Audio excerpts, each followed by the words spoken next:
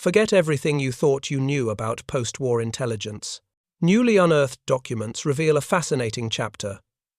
German scientists, right after the war, conducted a surprisingly in-depth analysis of captured P-51 drop tanks. Their detailed examination wasn't just about aviation. It offered a unique scientific perspective on wartime engineering that's truly mind-blowing. 6 March 1944. East Anglia, England. VIII Fighter Command. Maj. Gen. William E. Kepner. The wind comes hard off the North Sea. Cold, clean. It bites through wool and climbs under flight jackets. On the hard stand, a P-51B noses into the breeze, the prop ticking as a crew chief pulls the blade through. 2 trolleys arrive at a rattle. On them, squat silver shapes with taped seams and banded middles. Drop tanks. A mechanic thumps one with his knuckles and pauses. The sound is not the ring of metal. It is a dull thud, almost like wood, almost like paper. They move fast. Cradles under the wings, lugs aligned, pins in, safety wire twisted. Each gesture is learned and short, the choreography of speed. A wrench clicks. A hand wipes away dope dust from a seam. Fuel couplings mate and lock. The crew chief signs the form with a pencil ground down to a stub. The pilot watches without speaking. He has already flown the math in his head. Internal fuel alone cannot buy the escort time the planners want. With externals, the numbers bend. The margin for Berlin, ATE, and back exists if he flies clean, manages mixture climbs on schedule, and lets the tanks feed until the gauges say empty. Inside the briefing hut, the chalkboard line runs through the middle of Germany. A single sentence sets the tone. Today you will stay with the bombers. No one says the word Berlin any louder than they must. Everyone understands the problem. Interceptors are not the fear, distance is. Fighters that peel away near the Rhine leave the heavies alone over the very city that matters. The solution is inelegant only to the eye. The solution bolts under the wings in 2 simple teardrops. Outside, the tanks look almost homemade. Laminated shells, telltale bands, dope brushed smooth to a dull sheen. Not pretty, not meant to be. They are single-use, a bargain with time and materials. Strong enough for hours, not months. Resistant enough to fuel for a day, not a tour. Light enough to carry more gasoline than their metal cousins at the same weight. They will hang there until the pilot selects internal fuel and squeezes the release. Then they will tumble and vanish into the winter fields like spent coconuts from a strange tree. The pilot swings up the ladder. Seat harness, oxygen line, checklists by touch, fuel selector, transfer pumps, press to test. He thinks in minutes, not in miles, because time is the language of Escort. Minutes to the assembly point. Minutes to the IP. Minutes of cover to buy for men in B 17 seconds and B 24 seconds, who do not have the option to jettison anything except bombs and fear. He knows the tanks will cost a little speed and a little climb, and he accepts the tax. Range is a kind of money. Today he pays in drag and earns time. Engines begin to bark across the field. One by one they settle into a steady roll of sound. The first flight taxis, each Mustang carrying the quiet promise of an arithmetic fix, a few hundred extra gallons spread across 1,000 fighters over a dozen weeks, a small change that adds up to presence, where absence once lived. No one gives speeches on the perimeter track. A gloved hand comes up and slices forward. Throttles ease, tail lifts. The runway flows under the wheels and then falls away. The tanks catch the light as the formation banks east. At altitude, the air is thin and loud. Condensation smears into white lines that point toward a city the enemy believes is safe in daylight. The P-51 seconds ride out ahead, and to the sides turning a bomber stream from a soft body into a hedgehog with teeth. Fuel flows from the externals. The pilot watches the needles sink. He is not sentimental. When the time comes, he will punch them free, feel the airplane's shoulders relax, and push the throttle a hair deeper. The mission demands it. The tanks exist for that moment, to be useful then gone. On the ground, a different kind of mission is beginning that no one here can see. Somewhere in Germany, storage yards and recovery teams are piling wreckage into rough order. Damaged wings, broken prop hubs, a dozen battered tanks of the same strange build. When quiet finally comes, engineers will cut them open and find laminations and glue and pragmatism. They will ask how something that looks so humble carried such weight in the sky. They will learn that sufficient is a kind of genius. But none of that belongs to this morning. Here the story is simpler. A map too long for comfort. A commander who refuses to leave crews alone over the target. A fighter with the legs to keep a promise, not because its wings grew larger, but because its world did. The secret is not mythical, it is practical. Two disposables that buy hours, two shapes that turn a line on a board into a line of fighters still there when the flak is worst and the contrails fray into chaos. The formation pushes inland, radios are crisp and spare, cloud layers slide by like pages. The bombers appear ahead, a grey mass with bright specks that wink in the sun. The Mustangs slide into place. A lead calls the climb. The pilot glances once more at the fuel panel. The externals are almost dry. Good. The timing will be right. There will be a small tremor through the airframe when he drops them, a brief, freeing shiver. Then the airplane will feel like it was born again, light and sharp, ready to fight. On the field they left behind, the empty trolleys sit with wet circles where the tanks sweated fuel. A corporal coils a hose and kicks a scrap of kraft paper that blew loose from a crate. He does not think about chemistry or doctrine, he thinks about hot tea and the next turn. Yet he has loaded more than gasoline. He has loaded time. Berlin is still far. The sky is still dangerous. Nothing about the day guarantees success. But the narrow corridor between must and maybe has been widened by something almost laughably plain. A skin of paper. Bands of steel. A nose and tail cured in resin. Sometimes the keys to a locked city are not made of brass. Sometimes they are made of fibre and glue and nerve. June 1945. Berlin Adlershof former flight test workshops under Allied control. The doors hang crooked. Windows are patched with cardboard. A workbench cleared of brass and gauges now holds something that looks like a child's toy submarine. Dented, silvered, banding straps scuffed by slipstream. Two German engineers in threadbare coats circle it with the careful distance of doctors around a strange patient. A British officer nods once. Proceed. A razor scores the skin where a seam shows through the dope. The blade drags not through metal but through something fibrous.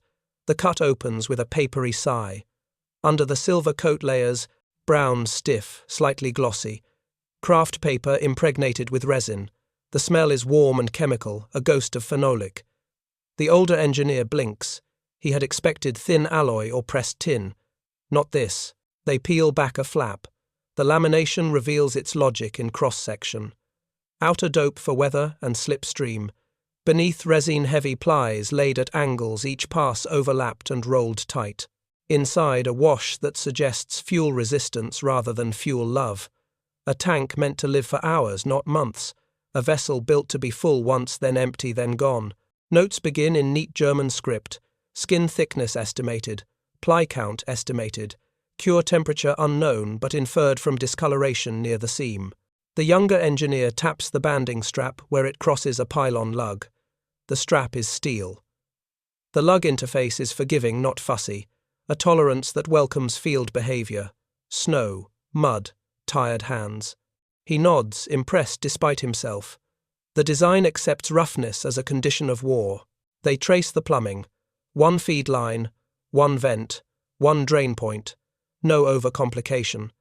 The feed line carries a filter element, simple enough to be punched and folded by a small supplier. The vent stub is shielded from direct blast of the airstream, a small, thoughtful bend in the tube, so pressure does not burp fuel at high angles. The men who laid this out were not chasing elegance. They were chasing certainty. A British sergeant brings a battered postal scale. Sections are cut and weighed. Surface weight per square meter is penciled down. A slide rule flicks. At expected dynamic pressure, the skin carries load with margin, not generous, not reckless. Enough.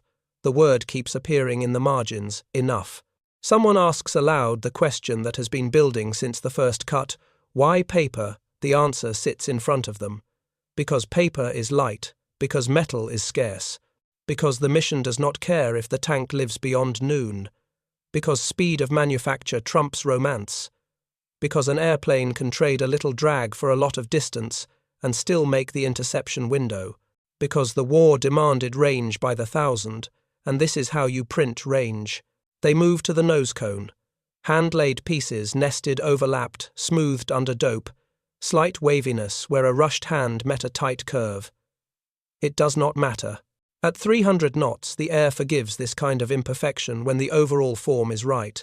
The tail cone shows the same human touch, a seam that drifts a few millimeters, then returns to center as if the builder caught himself and corrected. These are not defects, they are timestamps. You can feel the factory clock in the line. On the next bench sits a metal external tank from another wreck, riveted, beautiful, heavy. It is a long-term object with a long-term cost. The paper tank looks back like a field expedient elevated to doctrine.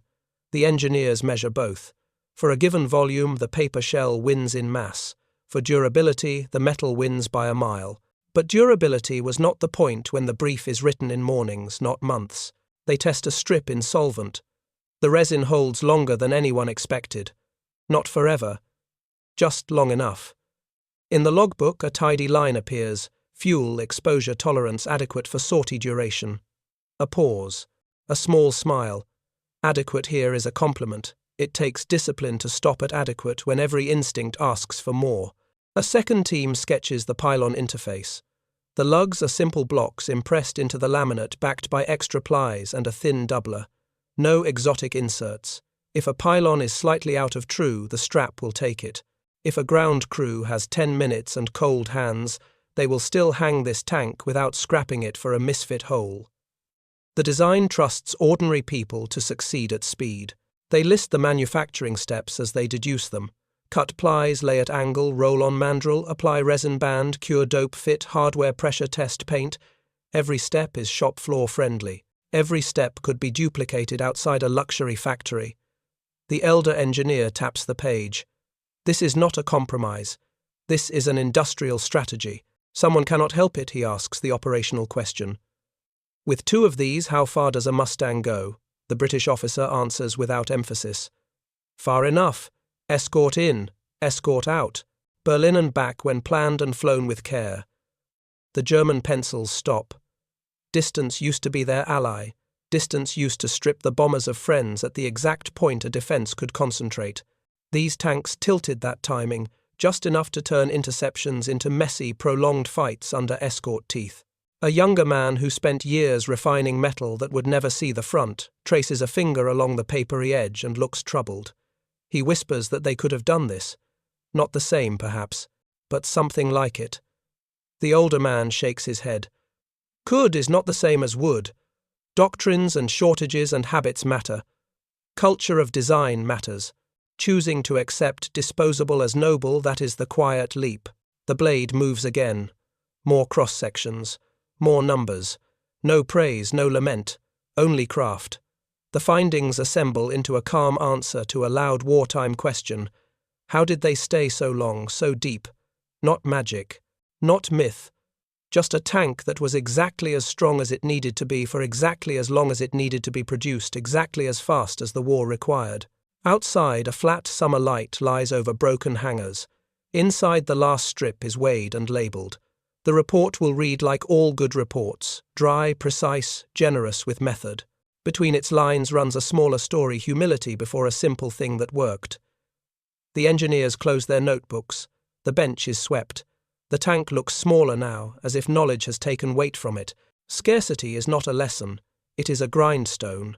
In wartime Germany, it scraped at every plan, nickel, short, chromium, thin, aluminum, rationed time, always slipping. Engineers learn to make brilliance under siege, but siege has a bias. It favours the durable object, the cathedral part, the thing that survives for years. On the Adlershof bench, the paper tank argued for another creed entirely. Make it once, make it fast, make it just enough, then let it go. They sketch what enough demanded. A laminate that carried load in the slipstream for hours. A resin that tolerated fuel long enough to fly a leg, not a season. A pylon interface that forgave misalignment and cold hands. A vent that did not burp at climb angle. Nothing mystical. Only choices that keep showing the same signature sufficiency at scale. The older engineer thinks of the factories he knew. Precision mills, jigs that held alloys to hair-width tolerances, pride wrapped in rivet rows you could sight like a rifle barrel. Beautiful, yes, and slow to retool. The paper tank flipped the hierarchy. Hand layup, cures in simple ovens, bands tightened with tools a bicycle shop would recognize. It was an industrial sidestep that freed the main arteries for fighters and bombers, while side channels printed the range they needed by the thousand. Doctrine bites as hard as shortage. The Luftwaffe wrote its air war around interception windows. Peel the escorts away at the long river. Hit the bombers when they are tired, heavy committed. That timing had worked until the day it did not. External tanks pushed the rendezvous deeper, stretched the cover past the old fences, turned planned ambushes into contested running fights. The paper tank was not the only cause. Engine reliability, fuel planning, escort tactics all mattered. But here was a small blunt tool that altered a map full of elegant lines. They compare to what they made. German external tanks existed metal shells, riveted, reusable, if the war ever slowed down long enough to reuse anything. They were rational from a craftsman's eye, but they charged a hidden tax, more metal, more fabrication, hours tighter tolerances, more logistics for parts that were supposed to fall away and be forgotten. The paper tank paid its tax in disposability and walked straight past those bottlenecks. On the page, someone lists the knife-edge trades the Allies accepted. Drag for distance, fragility for volume, single use for speed. Every trade leaned on a larger system, a supply chain that could feed airfields with crates of light shells, a doctrinal shift that treated external tanks as consumables, a maintenance culture that did not mourn things designed to die. The lesson hurt because it was simple. Capacity loves designs that do not demand worship. They run a small test. A strip of laminate under tension warmed to mimic the climb. It creaks. It holds. It creeps a hair, then stops. That is the design truth revealed by war's stopwatch. There is strength for the moment and strength for the museum, and the mission only cares about the first. The German notes are clinical, but a line between them reads like a confession we often built for the museum. Outside the windows, the city hums with recovery. Inside the shop, the talk turns to cost. Not money in a ledger cost as opportunity. Every kilogram of alloy spared by paper could become a spar cap, a flap track, a cylinder head somewhere else. Every hour saved on a tank shell could become an hour spent on an engine mount. When you are bombed at night and hunted by day, the cheapest thing is the thing that never enters your bottleneck. Culture is stubborn. German engineering prided itself on permanence. Permanence made sense when the nation expected to keep what it built. But the air war did not reward permanence. It rewarded presence. Show up every day far out long enough. The paper tank was presence vacuum-packed. It did not care about tomorrow. It cared about the next 90 minutes. They identify the virtue, the artifact kept repeating kindness to the line. The part was forgiving to make, forgiving to mount, forgiving to drop. Forgiveness is not sloppiness. Forgiveness is design that assumes real weather, real fatigue, real hands. It is an ethics of trust toward the lowest link in the chain. The paper tank trusted the lowest link and won. A quiet counterfactual drifts through the room. Could they have done it? Technically, yes. Chemists knew resins, shops knew layups, air depots could have cured shells. But could is a sterile word without would. Would leadership bless disposability when metal was sacred? Would procurement bless rough tolerances that sped fitting? Would units bless a part that worked today and dissolved in memory tomorrow? The paper tank says, the Allies answered, yes, 3 times, and range answered back. By late afternoon, the bench is a mosaic of offcuts. The younger engineer stacks them by thickness, by cure color, by smell. He is building a small library of the thing that forced him to unlearn a habit, the reflex to overbuild, because overbuild feels safe. He writes a line he will use for years. Safety is not in material. Safety is in meeting the mission exactly. The British officer collects the drawings. The Germans close their notebooks. Someone runs a thumb along the banding strap one last time. It is not admiration of an enemy. It is respect for a decision. Under pressure, they chose a path that honored speed, scale, and sufficiency. They made a tank that did not try to be a monument, and because it refused monument status, it carried monument's crews farther than fear once allowed. The door closes. The room exhales glue and dust. The lesson remains. Sharp, inconvenient, true. Autumn comes to empty hangars. The benches are quieter now. Tools hang straight again. On one table, the cutaway sits like a small museum, edges varnished to keep the fibers from fraying. Engineers drift past and run a fingertip over the laminate. They are not looking at a relic. They are looking at a method. The language shifts from war to craft. Adhesive systems, layup sequence, ply orientation, cure schedule, words that will outlive uniforms. Someone sketches a generic curve for a radome. Someone else draws a duct, a fairing, a cowl panel. The paper tank has done a strange thing. It has made disposability respectable, not as waste, as strategy. They talk about interfaces, how resin grips to metal, how to keep creep under load from stealing shape on a long climb, how to vent without pressure surges. The tank taught that a simple vent bend could save a mission. Now that bend becomes a principle, small geometry, big consequences. Engineers love principles they can carry to other rooms. Composites stop being a rumor and become a workshop habit. Not glamour pieces, quiet ones, covers and cones, fillets and skins where weight saved becomes range or payload or margin. The tank's lesson is not that fiber beats metal. It is that material is a verb. You choose it for what it does now, not what it promises in a brochure 5 years from now. Sufficiency becomes a discipline. Systems thinking tightens around the table. The tank alone was never the answer. It was tank plus engine tank plus fuel planning tank plus escort doctrine tank plus a commander who accepted drag today to buy presents tomorrow. That stack of choices created a map the enemy could not time anymore. The engineers lift that idea out of the air war and place it on their desks. Stack enough right choices, each size to the mission, and the whole becomes larger than elegance. They draw manufacturing flows, not beautiful blueprints, arrows, boxes. A line that shows a side shop making shells, while main lines build the parts that must be metal and must be perfect. This is the grace of the tank. It kept pressure off the arteries. It taught industry to root effort where it mattered most, and let the rest be light, fast, and friendly to rough hands. Forgiveness returns as a design ethic. The tank tolerated misalignment, cold mornings, tired crews. It did not punish small sins. Post-war projects begin to carry that ethic forward. Joints that accept a little slop, brackets that welcome a shim, seals that seat the first time. Forgiveness saves minutes. Minutes become capacity. Capacity becomes strategy without anyone writing a speech about it. There is a human correction too. The habit of overbuilding softens. Pride in permanence does not vanish. It finds a new place. Keep permanence for what must endure. Let the rest serve and go. This is not cynicism. It is respect for the mission. A craftsperson does not love a part because it lasts forever. A craftsperson loves a part because it does its job and frees the next job to happen on time. Notes from the bench travel into classrooms. A strip of laminate passed hand to hand. A story told without slogans. We weighed a tank, we timed its life, we learned that enough is not a compromise word.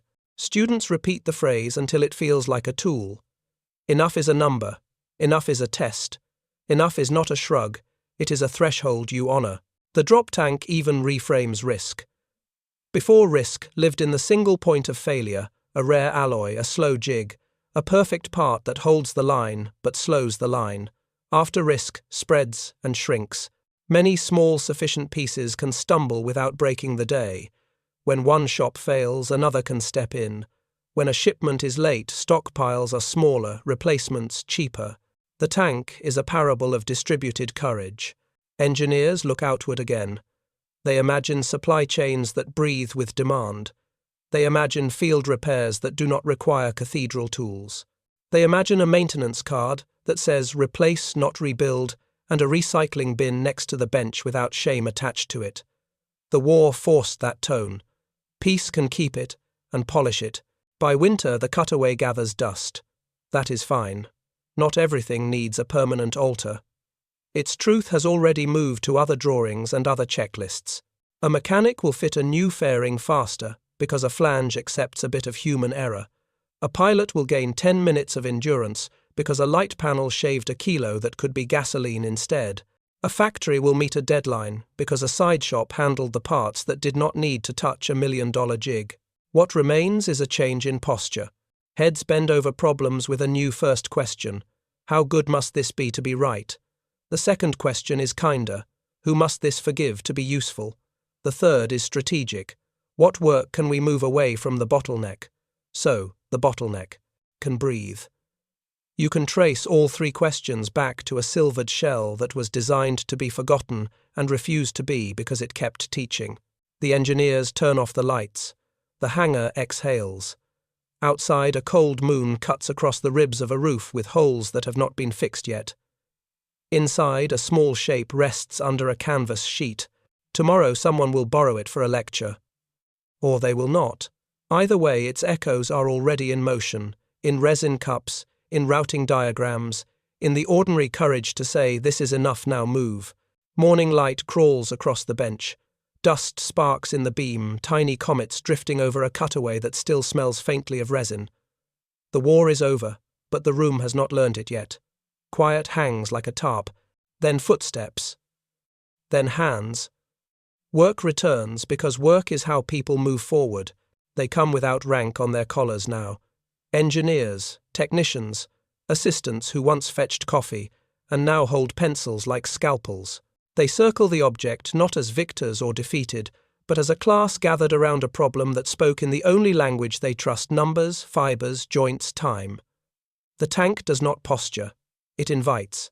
Curiosity disarms. Someone asks about the first moment they saw one in the field, dented half-buried ribs printed in mud where the bands bit the shell. Another remembers a briefing where the Escort line suddenly ran deeper than any plan allowed for. The talk is plain. There is no romance here. But there is respect for the small decision that became many small decisions, until presence felt inevitable.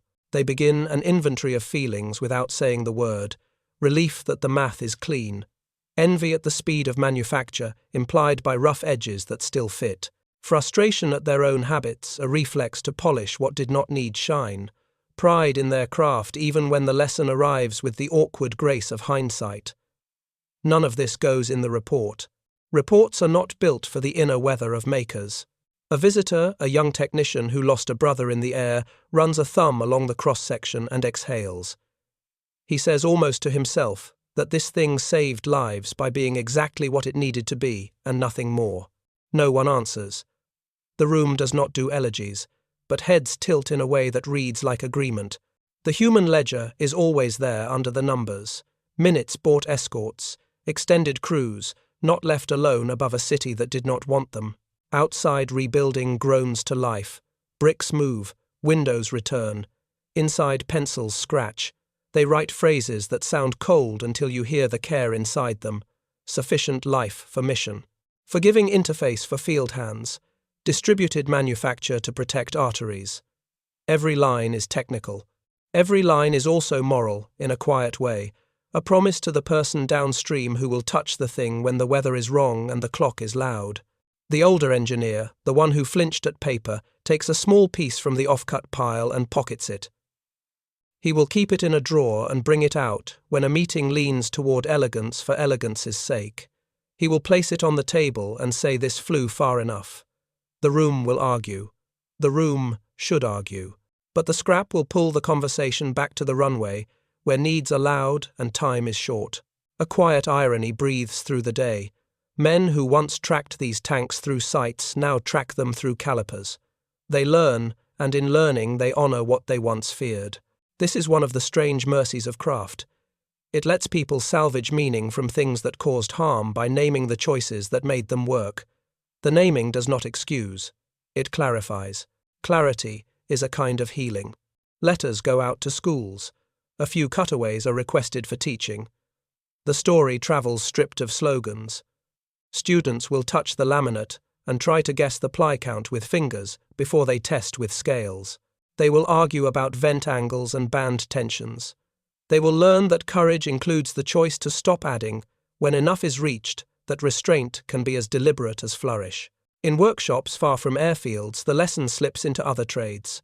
Boat builders talk adhesives, radio shops talk radomes, toolmakers design jigs that help the inexperienced succeed on the first try. A phrase appears on a chalkboard and stays there for weeks, design for the person you will never meet on the worst day they will ever have. The paper tank did that. It forgave cold mornings and tired hands. It made the right thing the easy thing. The human thread runs through factories too. Side shops hire people who did not think they belonged in aviation. They learn lay up and cure by doing, not by ceremony. Pride changes shape. It is no longer only the pride of permanence. It is the pride of throughput that keeps promises. Pallets leave at pace. Airfields receive crates that open like gifts of time. The chain holds because each link trusts the next one to do enough and send it on. Even the language of failure shifts. A cracked ply is not a scandal, it is a prompt to fix the process so the next one does not crack. Blame gives way to flow. Flow keeps crews company over long maps. Flow makes a late mission on a hard day still possible. Inside that idea there are names and faces, but the room never speaks them out loud. The room does the work that keeps those names from becoming memorials. At dusk the bench is clean. The cutaway rests under a cloth. The notes are stacked, clipped, and ready for a dull office where they will be typed, stamped, and shelved. The door closes with the soft sound of a place deciding to be a workshop again instead of a witness. Tomorrow the same hands will measure something else. They will ask the same questions. How good must it be to be right? Who must it forgive? Where can we move the work so the bottleneck can breathe? Beyond the battlefield, that is how people go on, by turning pain into method. The tank did not ask to teach. It did not ask to be remembered. Yet here it is, living on in adhesives and schedules and habits of mercy disguised as tolerances. A small, disposable thing that gave strangers the gift of more minutes together and then kept giving in classrooms and shops long after the noise ended. The hangar light clicks off. Night takes the windows. On the bench in the dark, the lesson holds its shape without anyone watching. Simple, scalable, sufficient, and human all the way through.